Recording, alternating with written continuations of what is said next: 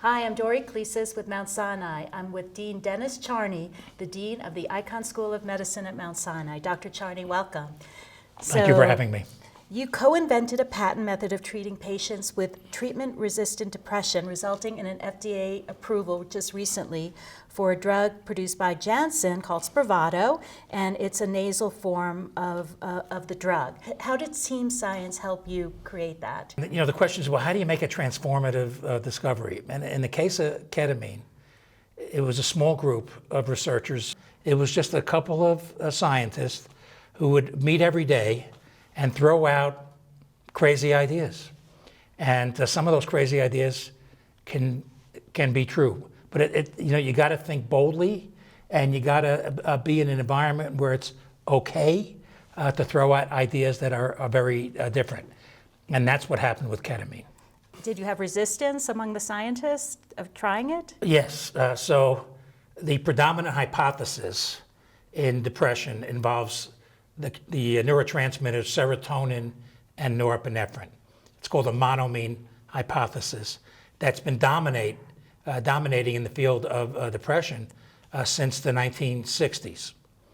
So when we thought that maybe ketamine, which relates to the glutamate, the neurotransmitter, might work in depression, it was against that hypothesis that had been around for 30 or 40 years. So we got a lot of resistance in terms of looking at an alternative hypothesis, and we got resistance that we were going to be testing ketamine, which was a drug of abuse, or even still is. So we got resistance from the hypothesis point of view and trying ketamine. But you kept at it, and is that how you encourage other scientists at Mount Sinai to keep pushing the envelope, keep trying new things? What do you tell the faculty at Mount Sinai? Yeah. So any transformative discovery, you usually have opposition, because if it was so easy, everybody would be going in that direction. But when it's a transformative discovery, you have opposition because you're looking at things from another angle, and you're going to fail. So not every idea works. So what I tell Mount Sinai scientists is that you got to think bold, and you got to be prepared for failure, and you got to learn from failure, and that's okay. We create an environment where failure is okay, but thinking bold is a requirement. Yeah. What's the idea behind telling the scientist ahead of time, when you come here, you really have to push the envelope and get that treatment to the patient as soon as possible? So we recruit basic scientists who are, working in the lab, usually using animal models of disease. And then we recruit clinical researchers that take those ideas and move it into patients and then test the new treatments. So we work to recruit basic scientists who are interested in making discoveries that get to the patient, and clinical researchers that like to work with basic scientists. So it's a team sport. And so, our requirements and actually our responsibility is to recruit scientists that have those characteristics. They like working together, and they like working to make better treatments for patients with serious disease.